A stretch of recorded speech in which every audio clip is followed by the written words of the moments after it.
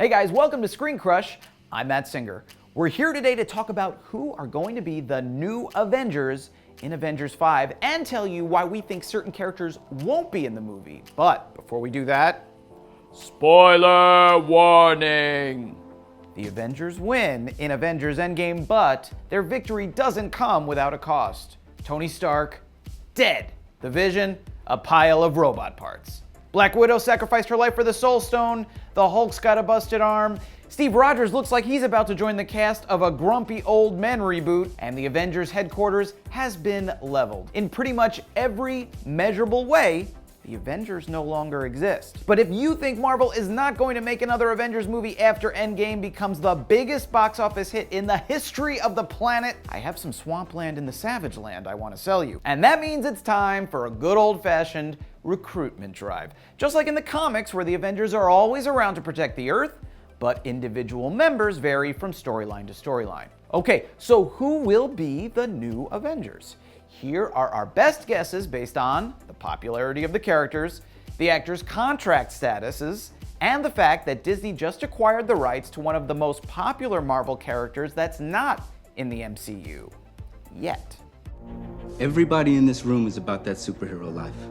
Let's start with Sam Wilson, Captain America. When Steve Rogers gave Sam Wilson his shield, he didn't do it so he could hang the thing on his wall. Sam Wilson's Captain America has served on numerous Avengers teams in Marvel Comics. There are a lot of guesses on this list, but this one is not a guess. If they make a fifth Avengers movie, Anthony Mackie's Sam Wilson will be in it. There is a forthcoming Disney Plus series called The Falcon and the Winter Soldier, but this could take place earlier in the MCU when Sam was tracking Bucky across the world. You couldn't have done that earlier?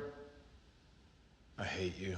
This would also show us how Bucky went from barely remembering his own identity to knowing personal details about Steve Rogers. Your mom's name is Sarah.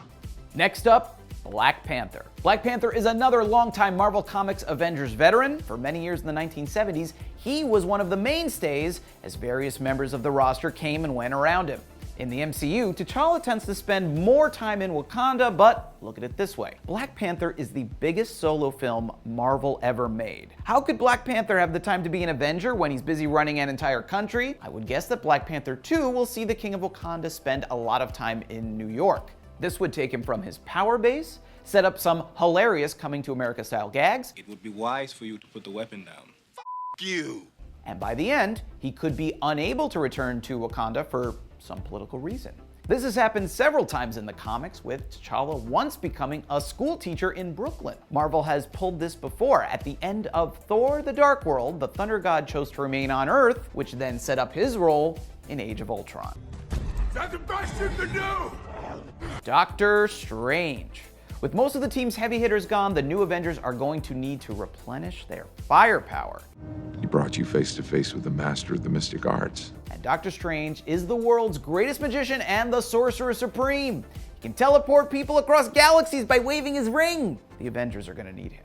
In fact, it's likely that he'll be the person to bring the new team together. Now that he doesn't have the Time Stone to protect our reality from outside dimensions, he'll need all the help he can get. Certainly not, I speak for myself. Next up, Captain Marvel. Similar to Black Panther, Brie Larson's Carol Danvers is another recent Marvel success story. Captain Marvel is also maybe the most powerful hero in the Marvel Cinematic Universe. Another pretty good reason anyone assembling a team to protect the Earth would want her on it. And Larson is also at the start of her Marvel contract, so she could conceivably stick around the new Avengers for a while. She is another hero like T'Challa or Doctor Strange, who's usually off doing her own thing, but maybe after seeing the universe needs the Avengers, she'll stay on Earth to help lead the new team. Because before you didn't have me. Ant-Man and the Wasp. Scott Lang and Hope Van Dyne only got to help the Avengers in Endgame, but in Marvel Comics, Ant-Man and the Wasp were two of the team's founding members, along with Iron Man, Thor, and the Hulk. With a bit more room on the roster now, I expect both of them to get to step up to the big leagues. It's basically comic book destiny. Scott also adds an everyman quality to the team, while Hope's scientific expertise could help fill the void left by Tony Stark. Next up, we have Valkyrie. When Thor went off gallivanting around the galaxy with the Guardians at the end of Endgame, he left Valkyrie in charge of New Asgard. She's a powerful warrior in her own right and would be a good replacement for Thor as the super tough, slightly aloof, vaguely British space god. But unlike Thor in the earlier films, she would have a lot more fun.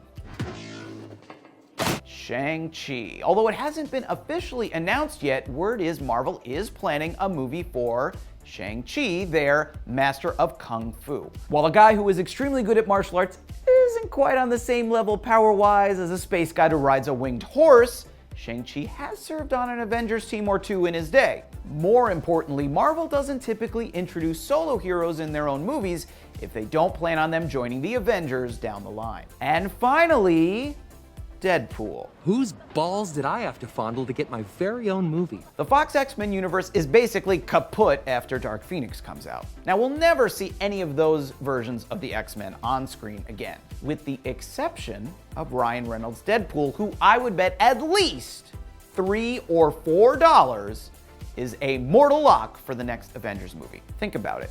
Deadpool's already one of the most famous and beloved Marvel heroes, and now that Disney owns Fox, they have the chance to add him to their biggest franchise. Plus, Deadpool breaks the fourth wall so much you don't even have to explain how he wound up in the MCU. You just make a joke about it. You know I can hear you. Wasn't talking to you. I was talking to them. And before you ask, yes, Deadpool has been an Avenger in the comics before, and there aren't too many ways to top Avengers Endgame, but bringing Ryan Reynolds into the team would be a start. All right, so now let's talk about who we think is not going to be on the team. First up, Wanda Maximoff, the Scarlet Witch. I think that Marvel will want to clear their roster of heroes who don't star in their own films. Wanda is getting her own Disney Plus series, WandaVision. Now, this series could see the resurrection of the Vision, or show the couple's time together before Infinity War. Either way, I don't see them on the next team. Hawkeye is also rumored to have his own Disney Plus or Hulu show, where he passes his bow and quiver on to a young protege, Kate Bishop. Now, while I could see a younger female Hawkeye on the team, I think Jeremy Renner is probably done with the big screen Avengers. The same goes for Rhodey, aka War Machine. Don Cheadle has done great work with the character since 2010, but with a potentially crowded roster, the character could be pushed aside to make room for some bigger names. Or, and this is just wild speculation, he could die early in the movie, giving the new team a reason to come together. Then there's the new Professor Hulk. I could see him appearing in some aspect. Without Tony, the team's gonna need a big brain to solve all of their tech problems, but Endgame made it seem like they were passing the torch to a new generation of heroes, so I kind of only see Banner appearing in some kind of supporting capacity. And what about Winter Soldier? Comic book fans were surprised when Bucky didn't take over the Captain America identity at the end of Avengers Endgame, as he did in the comics. Unfortunately, Sebastian Stan's character has never been given a lot of room to develop. It's hard to see him taking a roster spot that could go to a character with their own franchise, or a fan favorite like Valkyrie. And finally, kinda think there will be no Spider-Man in the next Avengers movie. The film rights to Spidey are still controlled by Sony Pictures, who agreed to share the web-slinger with Marvel Studios. The original deal was for Tom Holland's web-slinger to appear in 3 solo movies and 3 MCU team-up movies. So, presumably, he's done with team-ups after Avengers Endgame. Now Sony has to decide if they want to keep sharing their signature character with another studio. Kind of pessimistic about this. Now, with successful spin-off Spidey movies like Venom and Into the Spider-Verse, they might just decide to walk away from Marvel. Would you watch a Sony live-action Spider-Man that wasn't in the MCU? What Avengers lineup do you want to see? Let me know in the comments below. And for Screen Crush, I'm Matt Singer.